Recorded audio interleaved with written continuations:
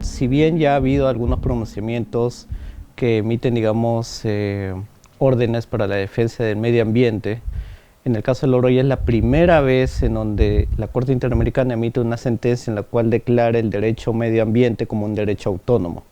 Porque antes, digamos, estaba ligado eventualmente a pueblos indígenas o a poblaciones vulnerables, pero ahora la Corte establece que más allá de los derechos conexos, la defensa del medio ambiente tiene que darse sí o sí.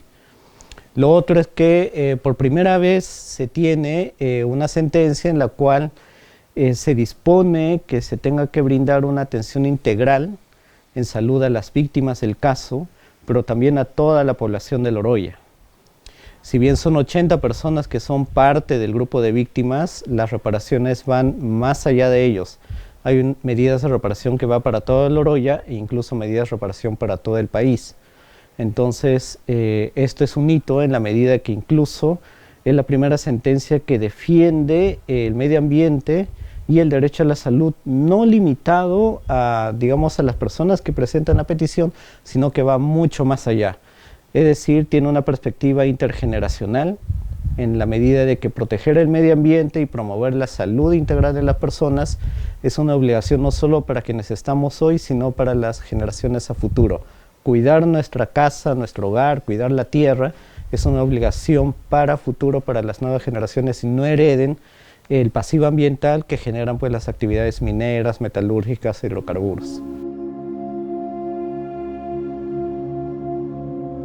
Son 17 disposiciones, pero básicamente están centradas en un grupo que va dirigido a las víctimas, que es la atención integral de salud para ellos con un protocolo especializado, bueno, las indemnizaciones, el tema de disculpas públicas, la investigación por las hostilidades que ellos sufrieron por luchar por derechos al medio ambiente y la salud, pero también hay disposiciones para toda el Oroya, como hacer una línea base para evaluar pues, el nivel de contaminación, realizar acciones de remediación ambiental, fiscalización del funcionamiento del complejo metalúrgico del Oroya, porque, y con esto se cae un mito porque creían que las personas que presentaron la petición, la denuncia ante la comisión y luego pasó a la corte, querían el cierre del complejo. Nunca se pidió eso, se pidió que el complejo funcionara pero respetando los estándares de calidad ambiental. Y lo cuarto es el tema pues, de establecer estados de alerta en Oroya cuando se den situaciones de contaminación ambiental. Y la otra etapa es a nivel nacional, que establece pues, principios rectores en lo que es empresas y derechos humanos como una debida diligencia para la protección de las personas y el medio ambiente en actividades mineras y metalúrgicas. Luego, adecuar los estándares de calidad ambiental peruanos según los estándares internacionales, sobre todo de la OMS para la protección de las personas, sobre todo en las zonas donde existe actividad minera y metalúrgica. Como recordarás, en el 2017 hubo una flexibilización de los estándares de calidad ambiental. Antes era 20 microgramos de dióxido de azufre por metro cúbico, pero lo elevaron a 250 microgramos de dióxido de azufre por metro cúbico. Lamentablemente, en la reactivación del complejo se ha llegado a encontrar niveles que superan incluso los 1000 microgramos por metro cúbico. Pero en realidad la norma vigente hoy por hoy es de 250, lo cual obviamente incluso es 12 veces más del estándar internacional y eso tiene que cambiarse, pero no solo para el Oroya, sino para todo el país. Entonces, como te das cuenta, es una sentencia que abarca todo y nos favorece a todos. Por eso la participación de la sociedad civil en su conjunto es muy importante.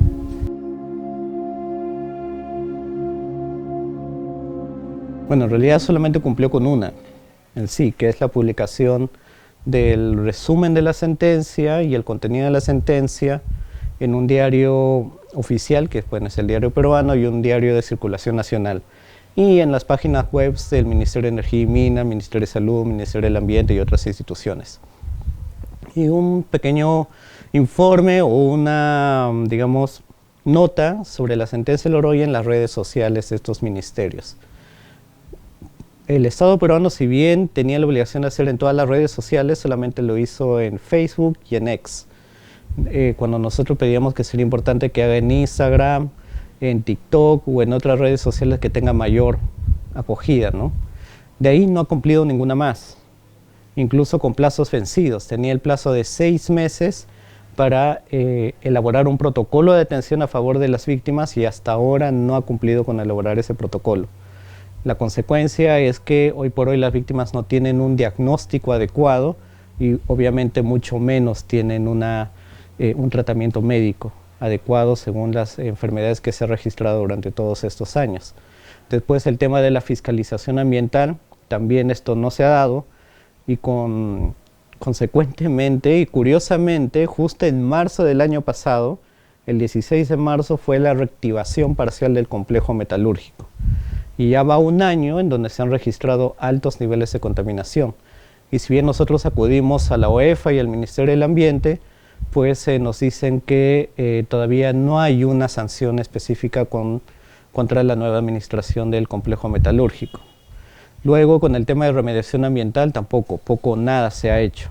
Y ni qué decir con las políticas públicas a nivel nacional, que es establecer pues, criterios de empresas y derechos humanos por una debida diligencia, y mucho menos adecuar los estándares de calidad ambiental. Entonces el Estado está en total mora a un año de emitida la sentencia y a pesar de los plazos específicos que ha dictado.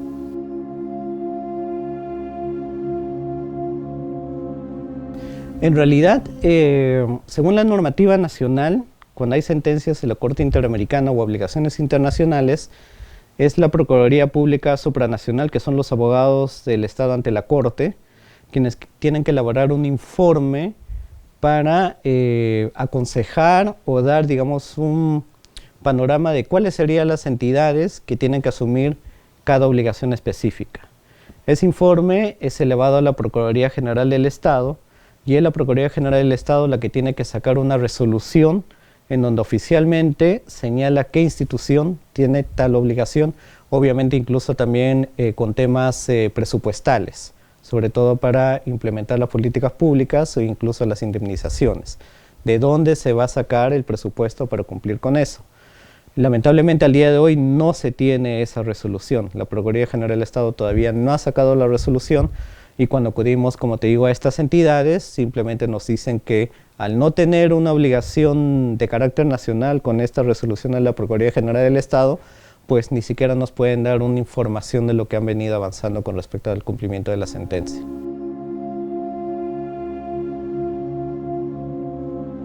Bueno, en principio lo que hace la Corte es sacar una resolución de cumplimiento de sentencia. Además, ya sacó una resolución en febrero de este año, porque nosotros enviamos una comunicación urgente justo por la reactivación del complejo y la falta de fiscalización.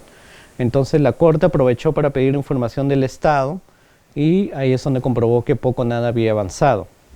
Saca en febrero la resolución señalando pues que solo cumplió con el tema de las publicaciones y que todo lo demás, una por una, señaló expresamente las disposiciones, no las ha cumplido. Ahora que tiene que enviar un informe ya oficial al año del cumplimiento de sentencia, pues ahí también la Corte nos va a pedir a nosotros que hagamos las observaciones a ese informe y va a sacar una resolución de incumplimiento, sería en realidad, ¿no? Pero formalmente es una resolución de cumplimiento de sentencia en la cual va a señalar expresamente lo que no ha hecho, a pesar de los plazos. Entonces ahí incluso nosotros podríamos pedir eventualmente una audiencia pública para que toda la ciudadanía sepa lo que no ha hecho el Estado. Y aparte también hacer, digamos, incidencia, porque el no cumplir con una sentencia es un ilícito internacional. Entonces eso se tiene que informar ante la OEA, incluso también incidencia con diversas organizaciones en las cuales el Perú ha firmado eventualmente tratados de libre comercio, en la cual se compromete pues, en respetar los derechos humanos, el derecho al ambiente sano y diversas obligaciones que en el incumplimiento de la sentencia no se está dando. Eso sin contar también el tema de el pedido de Perú de ser parte de la OCDE. Y obviamente también haremos incidencia ahí para que obviamente también puedan tener conocimiento de las faltas graves que tiene el Estado peruano con sus obligaciones internacionales y con ello pues acarrea responsabilidad internacional.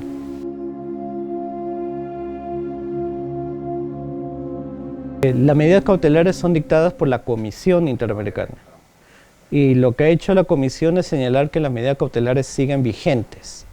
¿Por qué? Porque las medidas cautelares se dan cuando hay una situación de riesgo, peligro y un daño inminente o incluso irreversible contra las víctimas.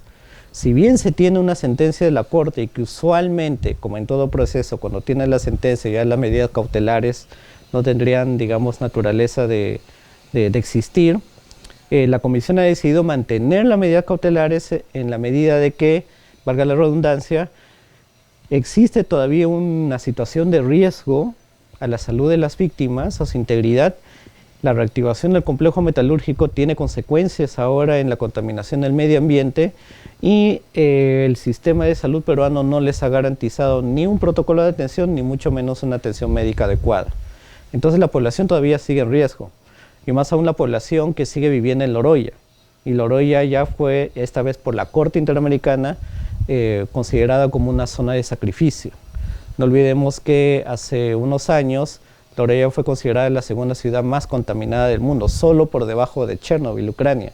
Entonces ahí te das cuenta del nivel de contaminación que hay y por ende el riesgo que existe para la salud y la vida de las víctimas y de toda la población. Entonces las medidas cautelares siguen vigentes, nos han pedido información que hemos enviado en febrero y ahí también la comisión esperemos que emita también un pronunciamiento sobre eso.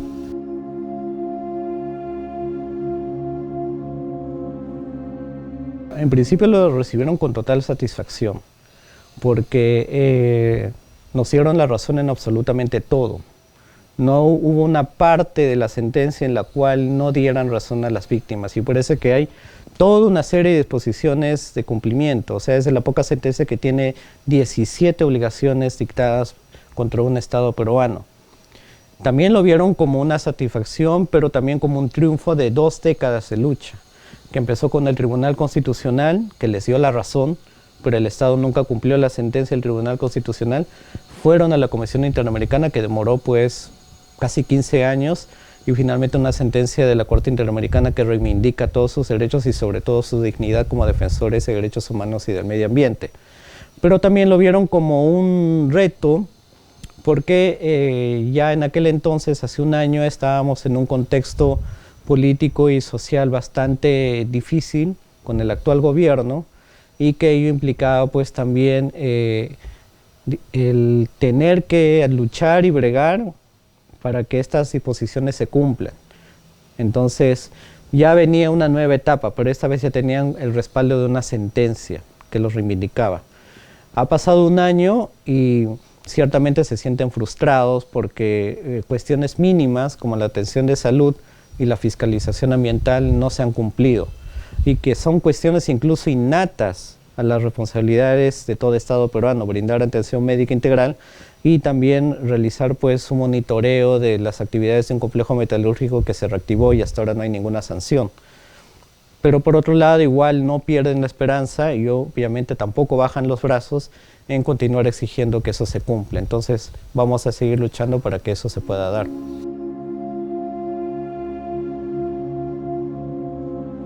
Hay varios factores, pero entre todos entiendo pues que se trata pues de una total deficiencia por parte de la Procuraduría Supranacional y de la Procuraduría General del Estado, porque tener que centralizar el cumplimiento de una sentencia y tener que condicionar la misma a la emisión de una resolución que dispone responsabilidades no es algo muy complicado de hacer.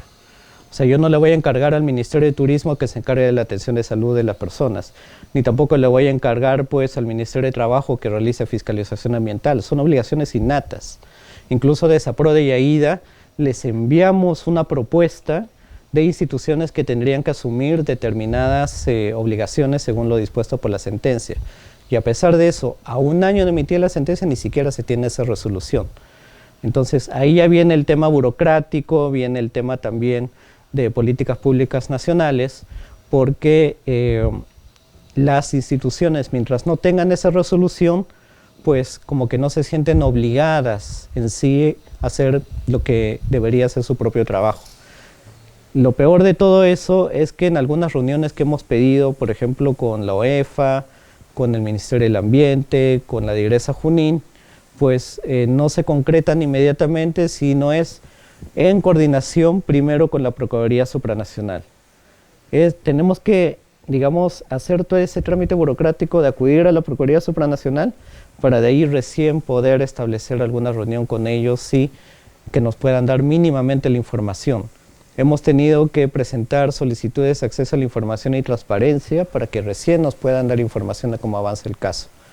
Porque de una comunicación directa, pues lo único que hacen es derivarlo a esta Procuraduría. Entonces, eso también nos ata de las manos, porque en otros casos que vea PRODE con sentencias de la Corte Interamericana, cuando ya se tiene esa resolución, ya es como decirle, ¿sabes qué? Aquí ya te ordenan que tú tienes que ver esto, entonces yo ya no tengo que tercerizar con la Procuraduría para conversar contigo, y entonces ahí ya incluso nos facilita tener un contacto directo, pero sin esa resolución de la Procuraduría General del Estado, incluso nosotros mismos estamos como atados de las manos para impulsar el cumplimiento de la sentencia.